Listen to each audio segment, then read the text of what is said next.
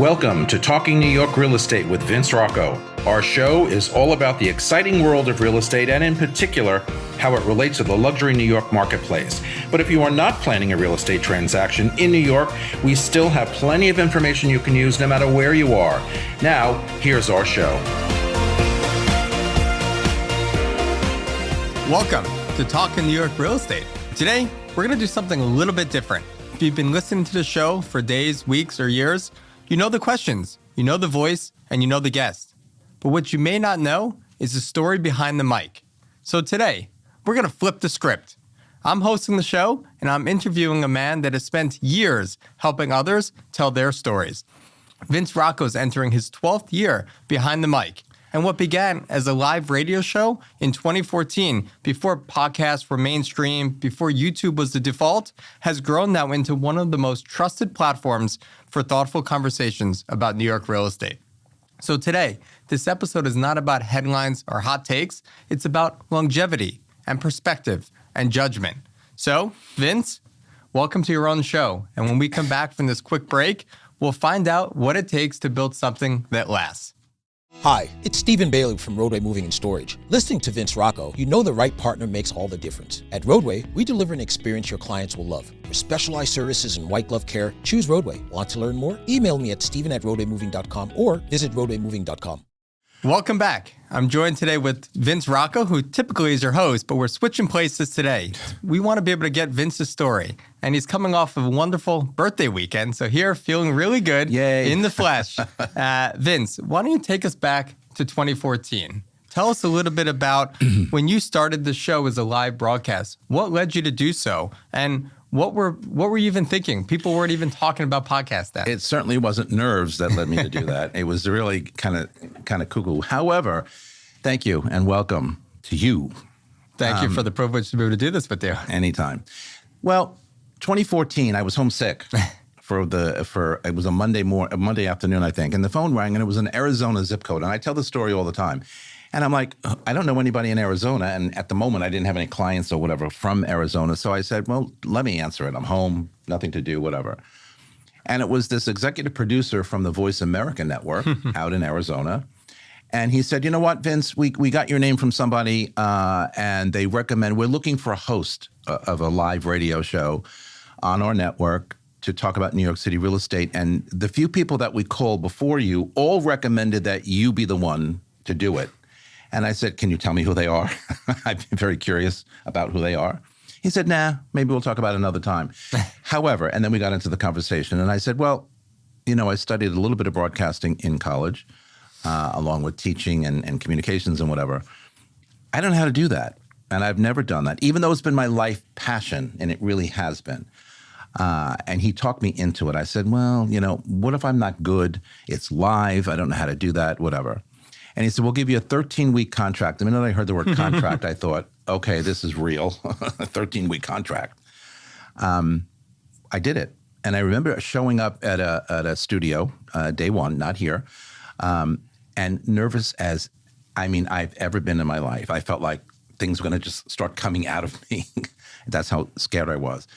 And I had, 3 or 4 guests, and I got through the first live segment and then 2 commercial. And remember, I had to not only learn how to talk on radio, but how to go to commercial, come back from commercial, all of that stuff. I'm a real estate agent, I don't know how to do that. And it was fully live. Fully live. Oh, yeah, fully live. And I used to say, what if we say something wrong? Or he said, don't worry about it. It's internet radio. Anything is allowed. But if it's really bad, we'll just dust it up and clean it up before it gets out to podcast. That's how it started. And so we went from that original 13-week contract to a 1-year contract, and then that went on for 8 years before I changed the whole concept, and we are now strictly off-network, and we're podcast and YouTube series, and we do it here at Brown Harris. And it was a great learning experience, and I've grown, I think, as a host from that, not knowing how to do it to now feeling very confident, but actually loving the fact that someone else is hosting today and I get here just to sit and answer questions. Stress-free. Yep, trading places. So someone sought you out to be able to run the show. So that's fascinating. What sort of problem or void in the market were they trying to solve by creating the show back then? Yeah, that's a great question. And, the way I answer that is really simple. We didn't have really any communications about New York City real estate back in those days. And we're talking, 12 years ago. A lot of people had a lot to say about a lot of things, as we always do, but there was nothing really set in stone. There were other than the New York Times articles and the New Yorker articles, we just talked among ourselves, and it was not legitimate. It was not professional. It was not really a solid conversation. And I used to sit back and get frustrated and say, we need to put all of these comments, we need to put all of our thoughts into something. I first, wanted to do a magazine or a column just to talk about New York real estate. I come from a little bit of a journalistic background studying in college, so I always was focused on wanting to do something on radio, wanting to do something on TV. By the way, going back to Jared's first question, when they were proposing a podcast to me, I said, what the hell is a podcast? I didn't have even heard of it. So as far as, trying to understand where we were as a industry here in New York City, it was all over the place. No one really had anything or any solid thought put down somewhere for younger agents to learn, and we'll talk about that later, but it was just all over the place. And I wanted to consolidate that and be the first. By the way, I just love being the first. It's not always a good thing, but I like being the first at something. And as it turned out, I was. So when you first started, what was really the driving force? So I understand that you wanted to create something that wasn't there before and create a pathway to communicate. But was it about educating consumers, elevating our industry, or simply just creating dialogue that didn't exist? Was it any of that? Yeah, it was all of that, actually, all of the above. I used to get really annoyed because I can be a really serious person, when I put my mind to it. And I always took real estate as a very serious profession, even though we used to get a lot of, knocks and whatever. And I used to get annoyed because we didn't have a consolidated place where we can get good information to the consumer, to other agents, to brand new agents coming out of school, to those maybe who are doing a second and third career like me. You just walk in, here's your desk, here's your phone, here's your computer, good luck. Well, how do you do that, right? And then we wonder sometimes why we get a bad name. How do we do that? So I said I would like to be the one to kind of focus on consolidating everyone's thoughts, everyone's comments into some place. As it turns out, it was on Voice America, on live radio, that morphed into podcast, whatever. But that's what I really wanted to do, to give everybody a vehicle, a place to find information on what I call and consider a very professional, very serious industry. Yeah, and you've certainly have done that over the years. Well, it takes a village. And you teased out, this being a third career. So we're going to get to some of your origin stories shortly. Let me ask you, do you remember what the first topic was that you spoke on the first episode back when? I do, because I couldn't come up with anything else. It was buyers and sellers. Okay. And what are they thinking about? And someone said, that's pretty broad. I'm like, well, we work with buyers and sellers. Yeah, way to build up. I actually looked that up yesterday. Yeah. And I don't remember all the guests that I had on that day, but we were talking about who was representing buyers at the time, who had sellers. I was working with a couple of sellers at the time. So we just compared and contrast, the difference in profile or expectation, better said, between a buyer and a seller.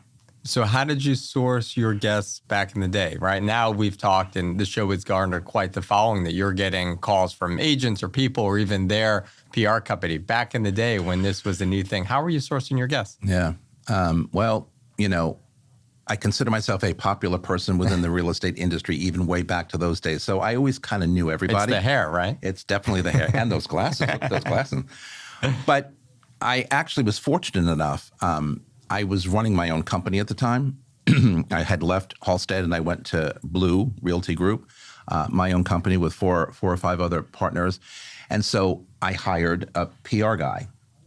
Who's still a friend of mine, and he would help me source all the guests every week. He would actually show up every week. It was kind of like I felt like a celebrity. He would follow me around and to get on set and make sure that everybody's sitting down and comfortable and whatever.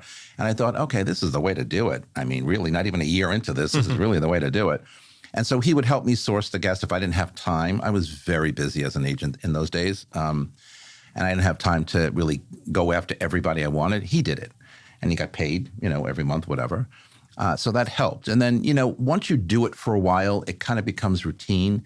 And then as you indicated, and we'll talk about it probably a little later, now everybody inundates me about being on the show. So I don't have to go and reach too far out. Yeah. Between the emails and the phone calls and the text messages, it's unbelievable. Thank you. I appreciate it. So if you think back to the first year, right, you talked about that first contract that you had. What were some of the biggest surprises or biggest learning lessons that you still hold near and dear to this day from starting out on the show? How to be smart in conversation. How to, we all can talk. And, sometimes the old expression, we can talk a good game. But you have to learn how to be smart in conversation. And I'm somebody who studied communications in college. And if you want to talk, if you want to be the authority on something, I always think that if I'm going to do something like this, I need to be the authority because people are going to look at me as the host. Yes, of course, I try and make it all about my guests because I think that's more important. But they want to hear what you have to say. So one of the things that was not hard for me to do, but just kind of figure out in the beginning was how to be a smart communicator and how to talk where people look. We're in the real estate industry. You and I can have a side conversation and talk about stuff that other people listening might not even have a clue, right? Because it's industry jargon, right, so to speak. So you got to learn how to be able to communicate that out to the masses. And, the other thing I learned too, which I sometimes still have to pay attention to, is the guest, who goes off and on and on and on and on. And on live radio, it's kind of like, okay, got to cut it out. Fortunately, we didn't have a camera where I can say, hey, enough. Because they go on and on and on and on and on. So you have to learn how to not only be a good communicator, but how to control a conversation, which is probably even more important. And I still do that today to a certain extent. Yeah, and we're going to wrap at the end of the show with some things that you'll never do again on this show. So fool me once, fool me twice. Exactly. But I can say, having been a guest on the show probably more times than I can count, you've done an excellent job at helping to be able to give your guests the platform, as long as they stay within the confines of time, the ability to share their advice. And you've done a really good job at being able to control that. And the other thing too is there are some people who are more articulate than others, and it has nothing to do with their intelligence. It's just how they speak or how they get the message out there. And you are phenomenal when it comes to that. But other people sometimes you got to, but you can't let it be seen on camera. You got to kind of pull out stuff from them. And it's hard, it's really hard to do. But once you're doing it for a while, you kind of say, all right, here we are. You fall into that groove. Yes, you do. All right. Well, we're going to take a quick break. And when we come back, we're going to dig into Vince's career before real estate. So stay with us. We'll be right back. The Everset provides full-service staging and furniture rental solutions in the New York area. For more information, please visit us at staging.theeverset.com or email us at staging@theeverset.com to request a free proposal. We're back. So, Vince, you talked about that real estate was a second or third career for you. So let's dig into the origin. So before real estate, you were at IBM during what many would call its golden era back in the day. So what did IBM represent to you and in general at that time? I've been moved is what IBM really stood for. And I used to joke about that because my first job out of college was a school teacher, elementary school, middle school, which after a year of that, my hair stood taller than ever. It got whatever. I'm like, no, can't do that anymore. These kids are going to kill me. So they were 11-year-olds. I think I had 6th and 7th grade. I said, no. So I went, and a friend of mine, a cousin of mine was working at IBM, and he said, just apply to IBM. I said, but I'm a school teacher, and I'm a wannabe journalist. What am I going to do at IBM? I applied. And I got a job in the antitrust division, the legal department of all places, no legal experience, legal department in White Plains, working on the antitrust case that the government was suing, Department of Justice was suing IBM. They were already a year into that, and I was like a paralegal working with the outside counsel, Cravath, Swain and Moore, which, wow. Wow. That's all I can say about them. Good. That's a good wow. And, I worked there for 2 years until the case settled, and then IBM always had a policy where, you never lost your job. So they would put you elsewhere. So they gave us a couple of choices as to where you wanted to work. I said, I want to go to Manhattan, and I want to be in sales. I want to go to one of the sales offices, and that's exactly what I did. I started as a contract administrator first, and then I went into sales, and I ended up working at IBM for 13 years. But before I left, voluntarily. But, that was an experience that kind of taught me everything. When you work for a company like that, first of all, we were the darling of the corporate world. Everybody admired IBM. We used to wear a uniform, meaning a blue suit or a dark suit, white shirt. If you didn't have a white shirt, you were sent home. Tie, kind of solid tie. Don't give me paisley. Don't give me whatever. They'd send you home. How many times I ran to the corner men's shop and bought a new tie because my manager said, well, that's not going to work. I mean, crazy. But we felt good because we dressed in very professional, solid colors. And I have to tell you something, one of the reasons I feel comfortable in real estate, or even just with people, is because the people skills I learned in that company were bar none. First of all, 1 year training to be a salesperson, full salary, back and forth to Atlanta, back and forth to Dallas, no work, just learning. Unbelievable when I think back on it. And when I was ready to go out there in the fields and do that, I was like, okay, here I come. So the people skill you learn, the corporate culture that I learned. So, these days, post IBM, and that's a long time ago, no corporate culture surprises me. I mean, a lot of it is good. Some of it is really bad. But I learned from the best. And I think, if I ever had to do it all over again, I would look for a company like that. I mean, IBM ended up having its problems, later on. But I think you're going to ask me that later. But it's kind of like I would never do it over again in any other way. It was a beautiful place to work. And I worked on Madison Avenue and 57th Street, not far from here, and the big IBM tower. And it was wonderful. You were the elite. And I hate to say that because I don't really have an ego, but we were the elite. And, when you walked out on the street and everybody knew you were an IBMer just by looking at you. And when you went into a corporate office, CEO, I used to sit down with CEOs of Fortune 500 companies, CIOs, chief financial officers, and sell $1 million, zillion-dollar systems. And if I didn't have it going on, they'd be like, okay, kid, got to go. I was in my 20s when I started. Yeah, and we're going to get to in a moment, how we've seen the arc of IBM, dramatically shift over the last, decade or so. But you did travel a lot.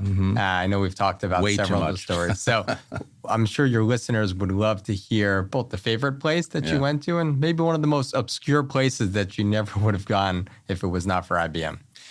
One of the most obscure was Seattle, Washington. Okay. No offense. It was, rainy and damp and whatever. I liked it, but I probably wouldn't want to go back there again. One of my several, I can't pick a favorite place, but anytime I had to travel to Europe, which I did often, London and Spain and Barcelona, and I mean, all over the place because my clients had IT shops in all of these countries.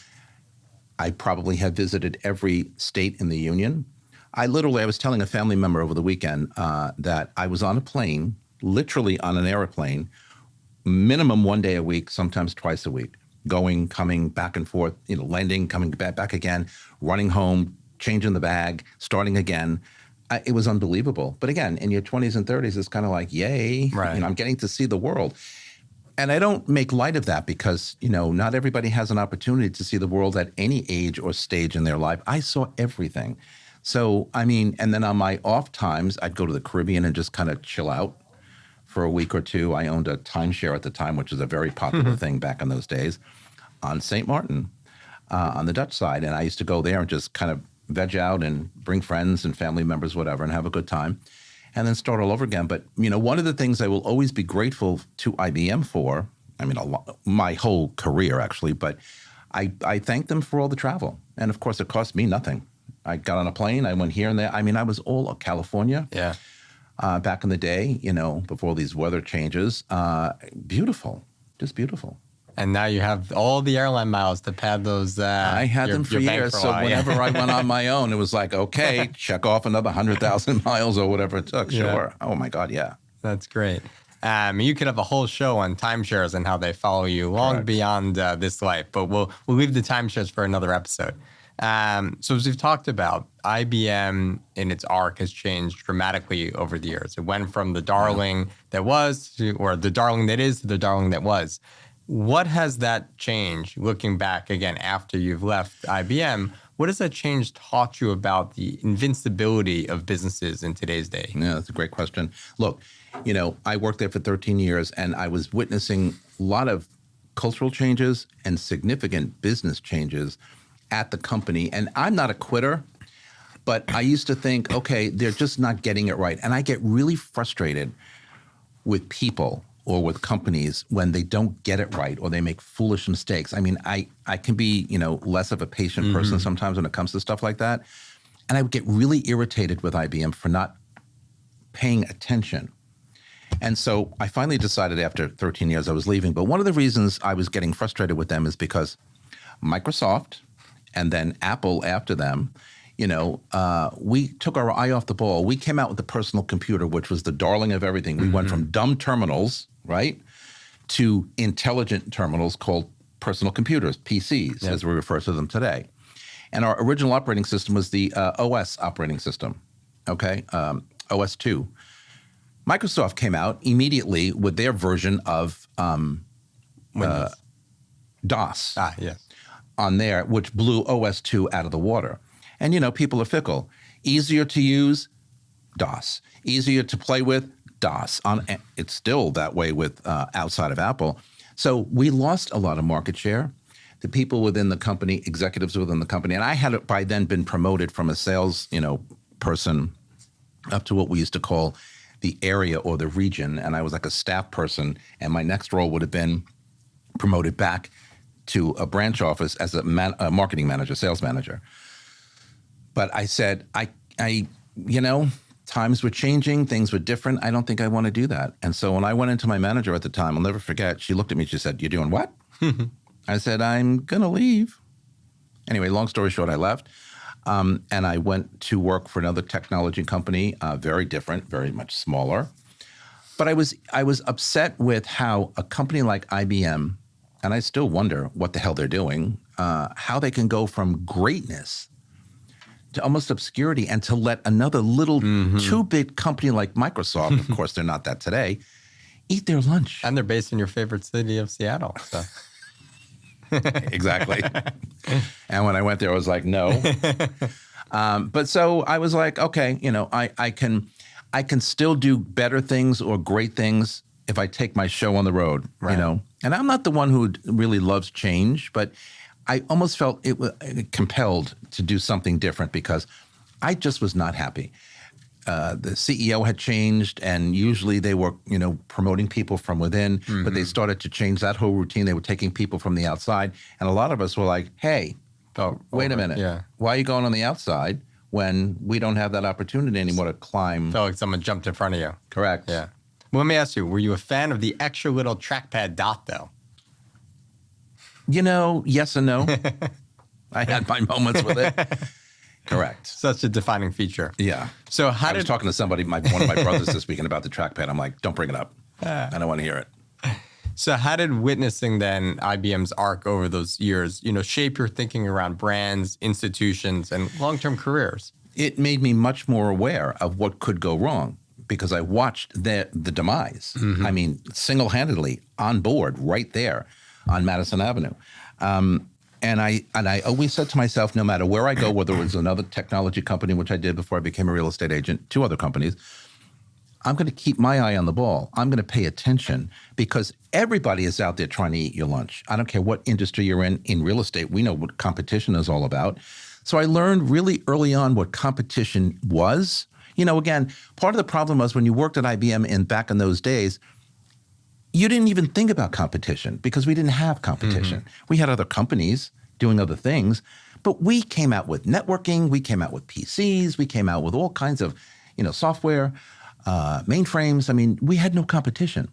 So when they took their eye off the ball and we started going down and I left and went on to other things, even still today, competition to me or learning how to keep my eye on the ball and focusing is one of the things I really learned from that experience. I will not let that happen again if I have anything to do with it. And in our industry, we're independent contractors. We run our own little schoolhouse, right? So it's all up to me. So that's a great segue to my next question of how do you take then that idea of needing to not drop the ball, needing to keep your eye on the prize and knowing that competition's always lurking? How does that impact when you got into real estate then? It made me sharper and it made me focus more. Again, here's your desk, here's your phone, here's your, computer. Go have at it. My first manager tapped me on the shoulder. I'm like, okay, what's next? And all the agents who were sitting around me in that Columbus Avenue office at the time kind of looked at me and said, "Oh, come on, Vince, we'll help you." But you don't know anything when you start brand new. I went from technology sales, to being really good. I don't like to use the word superstar, but always, killing it, to sitting at my desk saying, "What do I do now? Who do I call now? How come my phone's not ringing?" Right. Right? We've heard that. Yeah. When I was managing sales agents, it was the same thing. So I just took from that experience how it went down, and I said, all right, I have to focus and I have to pay attention, because no one's going to give me anything. No one's going to create any success but you. But me. Right. And it's a hard thing to swallow sometimes, but no one's going to create that for you. No one's going to give it to you. No one's going to hand it to you. But, there are people out there who still believe that. A lot of the youth coming out of school, everybody wants to be the CEO of a company. Yeah. I mean, I get that. But you got to earn it. And so in this industry, one of the things I love most about real estate is, in this industry, we have to work our butt off and earn every little thing. Every little deal is up to what we do. And again, I learned that discipline from IBM until they went down, but focus on everything we were doing. I mean, I'd go into meetings with CEOs and think, whoa, CEO of MetLife, Metropolitan Life Insurance. Oh my God. I mean, give me a break. Mm-hmm. And sit across the desk in my late 20s and have a conversation with this man. I'd be like, okay, he's listening to me. Sure was. And learn. We've spoken about on this show before about how important being a self-starter, having that intrinsic motivation is to your success in this business, right? You're an educator. I've trained thousands of agents, and I have always said, much like you, that we can teach anyone anything and everything about New York City real estate. But I believe that someone is born or bred with a certain approach to how they get out of bed in the morning and where they derive that motivation. So you were probably a self-starter already to seek out that environment of IBM, and it certainly just embedded it that much more. But in this business, the first question I'll ask someone on an interview is, where do you derive your motivation from? If it's not from internal, if there's not some fire from within, it's a non-starter in this business. So it's important and great to hear that. It's so true. You know that. So thank you, Vince, for sharing a bit of your professional origins. We're going to take a quick break, and we'll be back with some more personal stories about some things that the listeners may not know about you, but really want to know. Can't wait. This podcast is supported by the More Network, powered by Brown Harris Stevens. Real estate touches every aspect of our lives, from design and architecture to investing and the economy. Now there's a way to get all your real estate information in one place. The More Network. With more than 20 podcast and webcast series, the Mastery of Real Estate Network is powered by Brown Harris Stevens, one of the country's most distinguished brokerages. Discover advice from notable entrepreneurs, compelling topics, and access to top global real estate experts. Subscribe to their YouTube and Apple podcast channels by visiting getmorenetwork.com. So we're back. Vince, you spent most of the last 12 years asking the questions. So tell your audience, what is one thing that they'd be very surprised to learn about you? First of all, I think one of the things they'd be surprised to learn about is I don't have an ego, or not that kind of an ego. In fact, when Jared was going to do this with me, I kind of sat back and thought, do I really have to talk about myself? I'm not really good at talking about myself, believe that or not. I just kind of let me be, and do my thing and whatever else. And I really, really, really don't have a big ego. But you just learn that in order to become a part of the fabric of no matter what it is you're doing, you kind of have to participate and you have to buy into it and you have to just do. And sometimes I do stuff, or ask questions or plan a show or have a guest that, and it's uncomfortable. Mm-hmm. But, when you adopt, and again, I thank IBM for this, when you adopt that professional attitude and demeanor, you can almost kind of get through or to anything. So I don't know. I just be who I am. I'm not as big an ego as a lot of people think. I mean, it was my birthday weekend this weekend, as you indicated, and I got inundated with text messages and social media, whatever. And a couple of people, here's the other word that kind of like makes me go crazy. you're the living legend of New York City real estate, and you're a legend, and you're a this, and you're a that. And I'm like, whoa, a legend is old, okay? I'm not an old person. I'm not a That's legend. for next year. Yeah, I'm not a legend, but thank you. Okay, just say thank you. Yeah, I like your show, whatever. But I sometimes get a little, like when people talk about that, because I don't really talk about the show. I really don't. Unless it comes up, you know, I really don't. So I talk about it every week here in the studio. But other than that, I go off, I do my weekly whatever. I sit down for an hour a week and write the show for next week. That's my extent of really thinking about the show. So, you know, I think that's who I am. I mean, other people might think differently. I'm not a legend, almost. So although it may not take you a ton of time to plan, you do put careful thought and consideration into planning the show. Yeah. So I'm curious, have you ever known within the first 2 minutes of an episode or speaking to a specific guest that it was either going to be really magical or something that was bordering on a disaster or really difficult? Almost all the time. Okay. Almost all the time. And again, you get to know the people, especially if they frequent guest or whatever, who is that magical as you describe, or who is that articulate person who can talk about anything, you being one of them. I never can get concerned when you're on the show. But I have had people who it's kind of like you have to pull things out of. And it's not anything to do with their intelligence, right? It's just they are camera shy or mic shy or whatever, and they can't really articulate stuff. But we know that in our personal life with people. We know good talkers or people who really sound, you know, good, and others who really don't. So I can kind of pick that out. Just like when I'm teaching school, you know, one of my classes, I can't remember, well, it's probably all of them. I go through a little scenario like, you know, when you walk in the door, I got your number. And people get really freaked out when I say that when they're sitting in the classroom or on Zoom or whatever. And they're like, well, what do you mean by that? I'm like, I can tell who you are. As my friend over there behind the camera said, who are you? What is your why? What are your beliefs and where do they come from? I can do that when somebody walks in the room. And it's not to say I'm going to hate you immediately, but you may become somebody that I don't love over time. You know, I'll always be nice to you. And it's the same thing on the show. When they walk in, it's kind of like, okay, really? If I haven't had them before. And there's been enough of that. But, you know, you kind of have to work your magic and calming people in the very beginning when it was live radio. Now here it's not so bad because we can edit, you know, whatever. But live radio, when people realized what they were coming to do, they freaked out. I'm talking about executives. Wow. We're live? What do you mean we're live? Yeah, we're live. Get over it. Fair enough.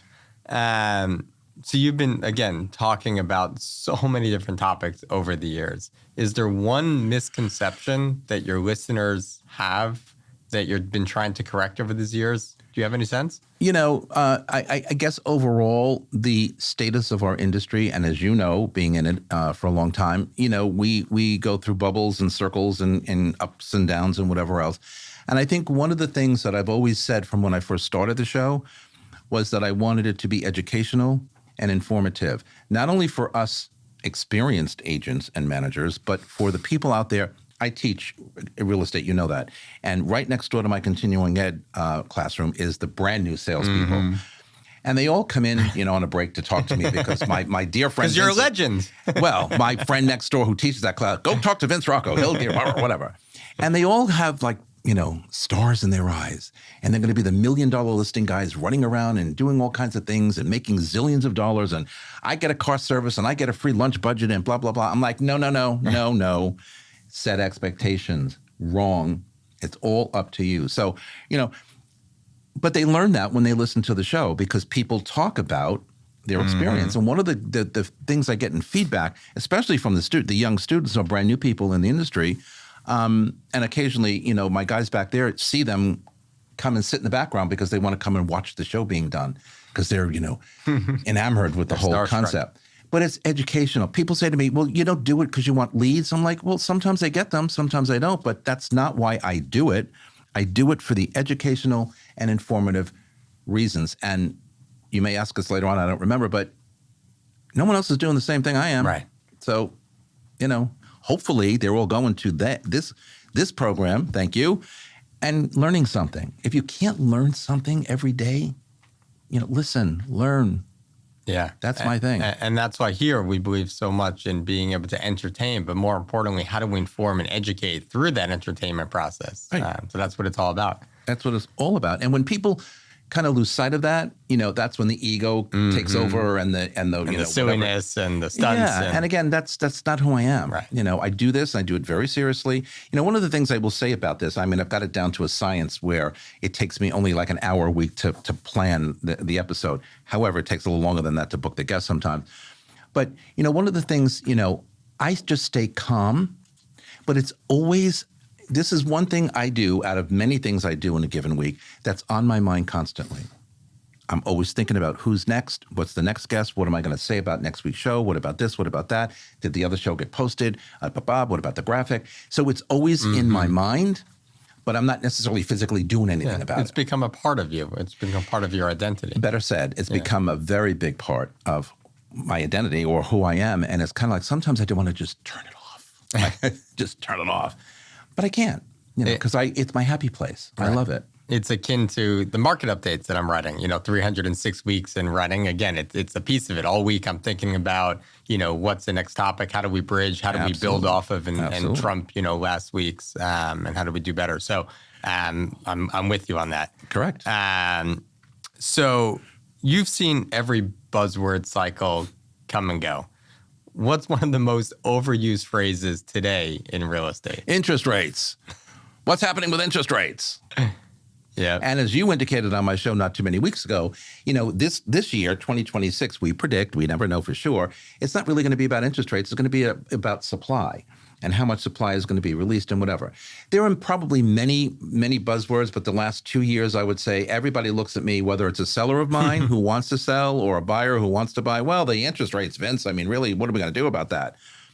So again, before we had a consolidated conversation in a show like this, people were all over the map talking about everything. The New York Times used to write such negative articles about the real estate industry. I used to read it, obsessed every Saturday when I got it dropped off on my doorstep. So what are they talking about now? Because that was our only way of finding out anything about the industry. So there's a lot of different buzzwords, but I think the past 2 years, the only one that I would cement right here would be interest rate. Yeah, interest rates are everywhere. On a similar theme, is there a piece of advice that is commonly given or that you hear a lot that you disagree with, but you haven't really spoken out about it? In our industry? In our industry, yeah. Yeah. Well, I can go in a lot of different directions about that. I think, people have the expectation that this is easy and that business is just flowing to us automatically, and it's not. And as I said earlier, we need to, as real estate agents, learn how to continually focus and make stuff happen. So when I hear things like, oh, it's not that hard, you just have to, whatever. And by the way, this is how I define the difference between a relationship agent and a transactional agent, transactional agents such an important distinction. Do not get along. And I think those are the ones who just, it is what it is. It's easy, just continue and everything will fall in your lap. Well, no, not really. And if you want to get those referrals that we live by, you've got to have a relationship with the client you just finished working with. So, there are a lot of, expectations or a lot of things that agents say sometimes. I hear it all, and I hear it here on set a lot. I have a way of just kind of, tuning it out and kind of thinking my way, which is all I do, and that's focus, being determined, always knowing who you are, where you're going, what your beliefs are. People get tired of hearing me say that, and I say it every week on the show, but that's the only way you can propel yourself forward and stay in the game. We're going to have up and down, markets. My market right now is not so great, but if I give up and say, oh, that's it, can't do it anymore. Right. What giving in? Absolutely not. Things will change. They always do. Right. This business is a marathon, not a sprint. And you talk about being that salesperson-driven, transactional-driven broker versus relationship-driven. And It's true that the transaction-driven broker may make more money in a short period of time, but they're going to burn out and crash and burn so quickly that relationship-driven broker is one that's going to build a much more sustainable business and be able to have that repeat clientele. And it's so important that you hold true to that. Absolutely. And they have to, people have to look at you as that credible source, that expert, that knowledgeable professional, because there are too many, banana heads out there, as I call them, all the time. And that doesn't bode well for any of us, really, when you think about it. It just doesn't. Right. All right. We're going to take one more quick break. And when we come back, we're going to talk about some of the lasting effects of this show that it's had for its listeners. Hi, it's Stephen Bailey from Roadway Moving and Storage. Listening to Vince Rocco, you know the right partner makes all the difference. At Roadway, we deliver an experience your clients will love. For specialized services and white glove care, choose Roadway. Want to learn more? Email me at steven@roadwaymoving.com or visit roadwaymoving.com. All right, we're back. We are back. So Vince, I'm sure over the years you've received a ton of feedback on this show. All good though. But what's a couple of, We'll get to that in a second. But what's the best piece of feedback that you've ever received about the show? Thank you for being informative, and thank you for being, factual and having people on who are knowledgeable. And I repeat myself because I mentioned that to you a little while ago. It's true. My goal is to be educational and informative. The consumer out there, whether they're buyers or sellers, renters, landlords, they don't, and all of the above, listen, they don't necessarily know what we know internally. Right. So when we can articulate that, I think, people kind of enjoy that. And people, email me or text me about, hey, I really learned something from last week's show or this topic or what. I mean, if I didn't get that feedback, I wouldn't know. And people are not shy with feedback. Of course.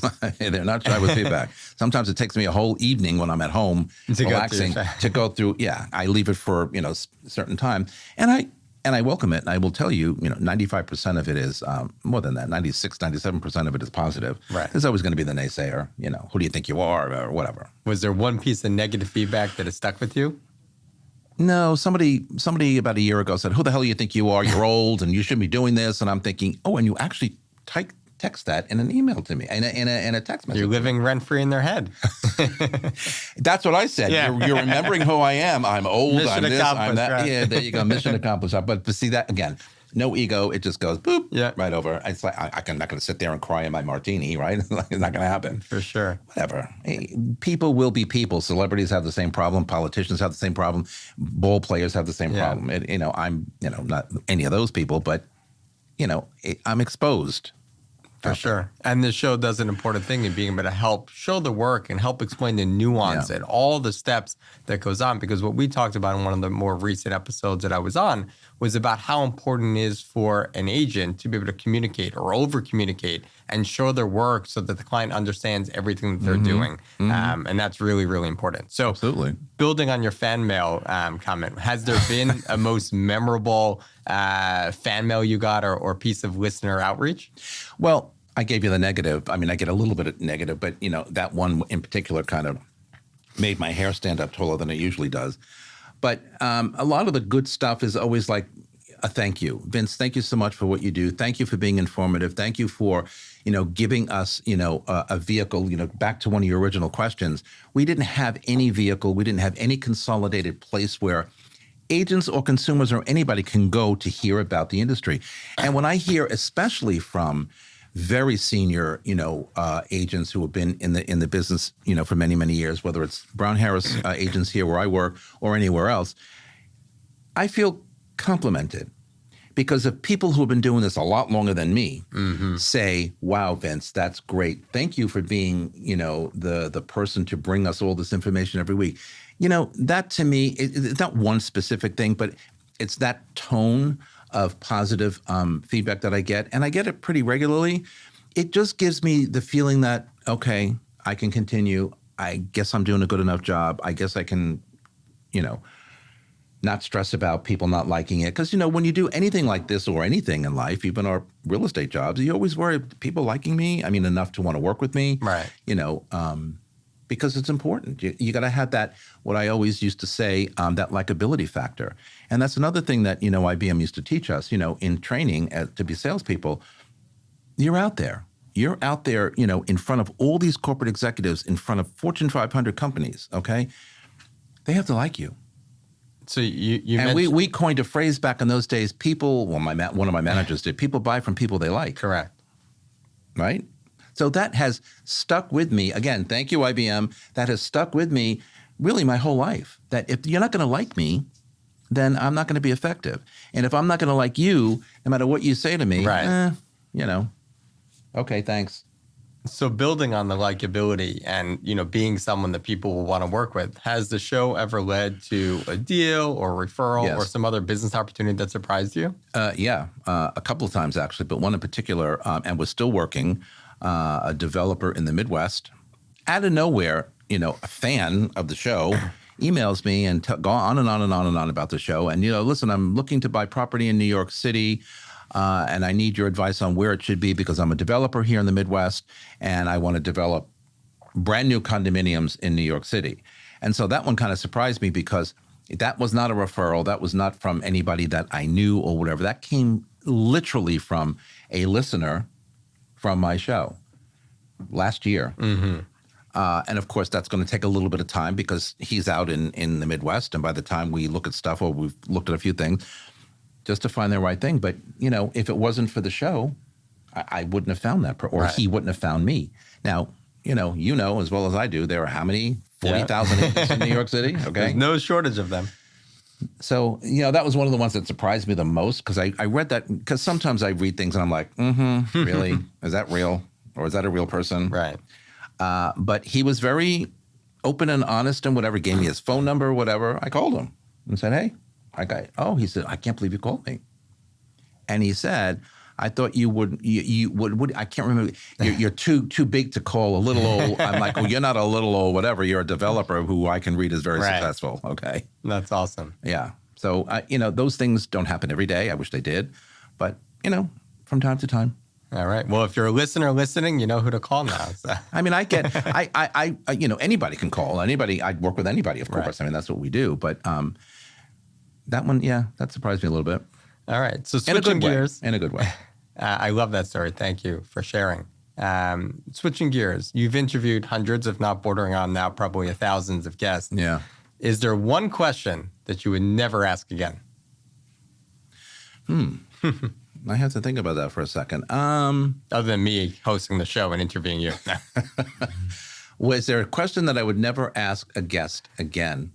I'm going to be very honest with you. Yeah, there is one, and I'm sitting here trying to remember the question because I remember it was in my old studio, and I was here, and there were a couple of people here, and this one gentleman sitting here, and I asked the question, and I don't remember if he got ticked off at me or whatever. It did a live radio, and he went off with the F-bombs like you wouldn't believe, and my what do you call it, guy in Phoenix is whispering in my ear, Stop him. You can do it, you don't have a camera on you. He's saying things that we have to take this whole, we had to trash the whole episode. Jeez. I pissed him off about something but he was F-bombing all over the place. I will remember, but before the end of the show, he and the other guest was sitting there like stunned. Like, what is he doing? That's crazy. And then he stormed out. This was in like second year. So I said to my producer in my ear that, and then we used to do it with Skype as well. Mm-hmm. And I'd say, okay, we're going to can this episode. We'll play a rerun because I don't even know how we saved that. Wow. So terrible. So as we're heading towards the top of the hour, I have a couple good close questions that I want to ask you. But before that, if you think back now on the career and you've given us just a little bit of taste on your long and storied career. Little bit. Is there something that you're most proud of at the end of the day that you want to talk about? The show. Becoming a real estate agent.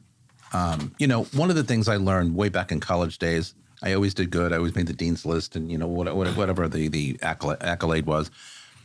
But, when you're young and you get out of school, you just think that you have all the answers. Even back in those days, everybody yells about Gen Z today. We were no different. We all wanted to be CEOs and whatever else.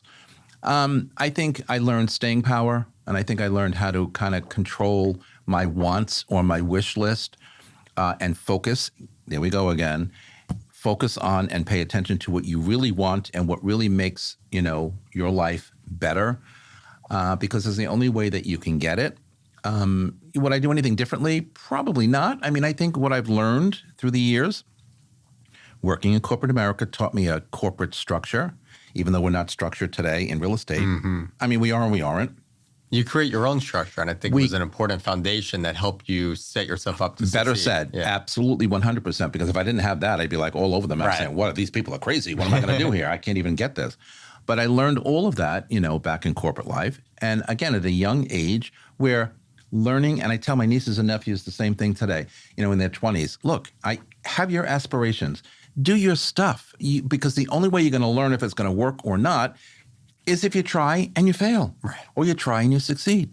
And there's no reason why you can't fail. I've failed many times. But I would do this over again. This is like my happy place. I love being a real estate agent. I enjoyed being in the tech world. But if I have to go back to what I went to school for and what I really, I mean, I wanted to be an actor. I wanted to be a newscaster. I mean, and none of that stuff happened. Life happens, right? But none of that happened. And so I get this later in life, and it's something that our industry here in New York City, around the world, by the way, I mean, we all know it's a global show, but when I look at some of the countries that listen to the show every week, I'm like blown over. I can't, where is that country? Sometimes I have to go to the map and say, where is that country? Who the hell is me? Who am I, right? It's not me.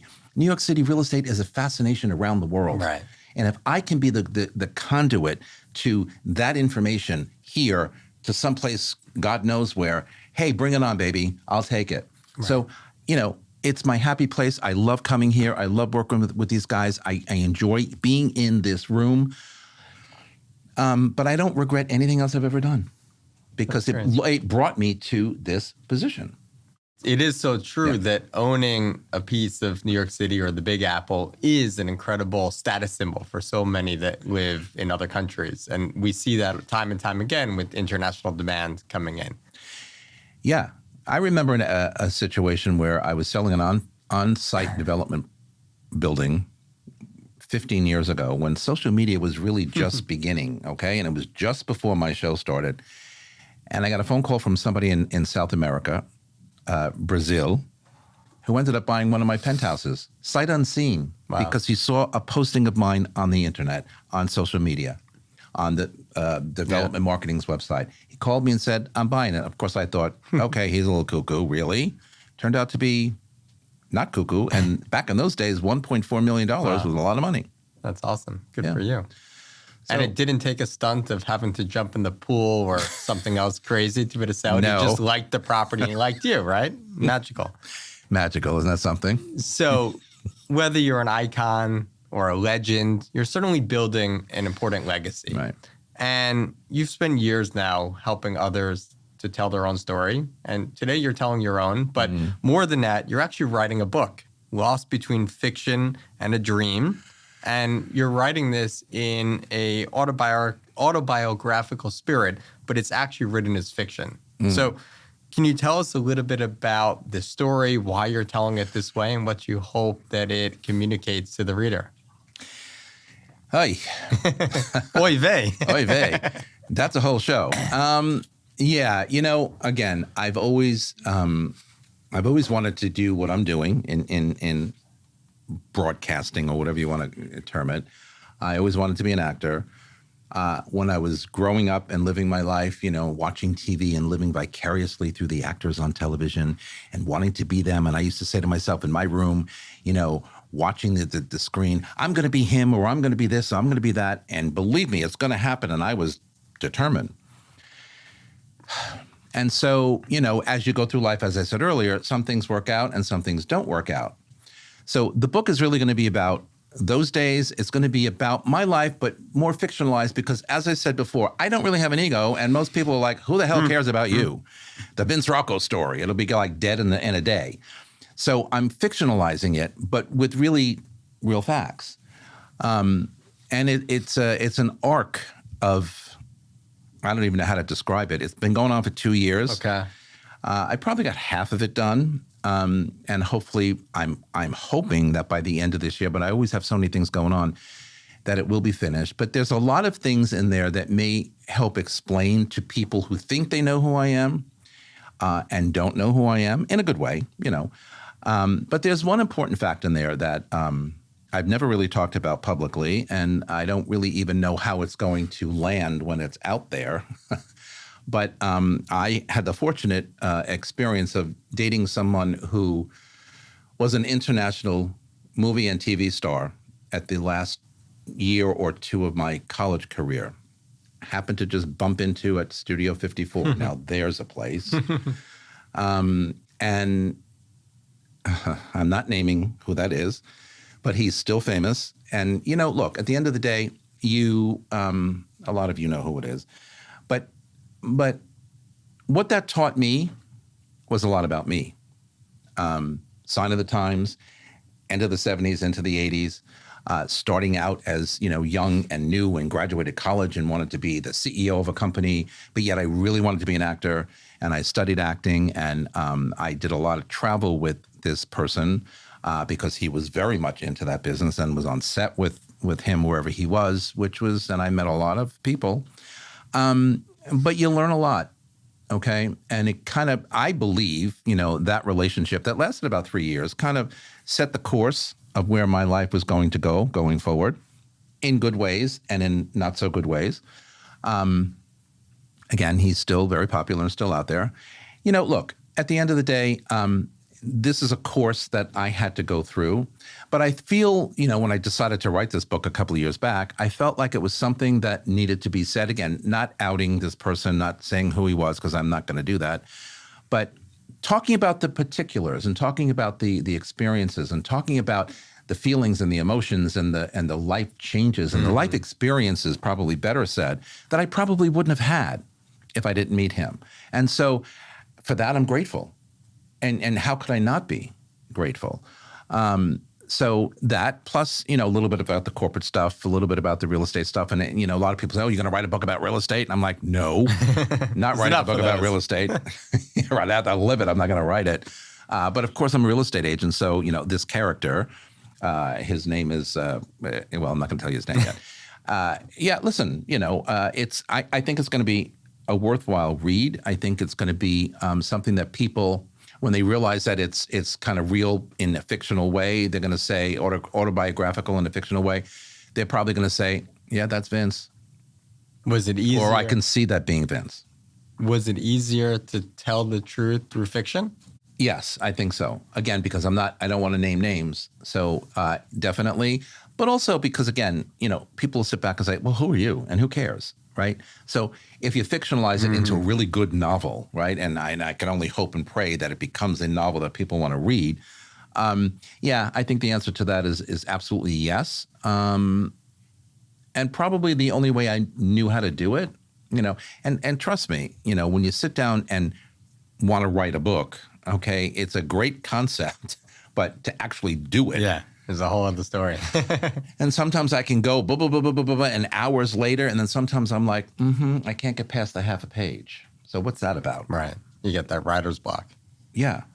Well, and only because I probably want to say so much and put it in a certain context. But, because I can be a perfectionist, when I really put my head to it, it's like, oh, it's not so easy. Well, I'm sure we'll be hearing a lot more about this book. Hopefully by the end of the year. When it actually gets published, I'm sure we'll be back sitting here and doing a whole book reveal. We certainly will. We certainly will. So before we wrap, I got to ask, and I'm sure you enjoyed a nice martini or two on your birthday weekend. And I did. You're known to both enjoy a martini and love to cook. So what is your ideal food and martini pairing, if you can name one? Oh, well, martini, definitely. If I were to say my favorite pairing, probably a good steak and a martini, although I'm Italian, so I'm never going to say no to pasta. The sad part is I could pair a martini with anything.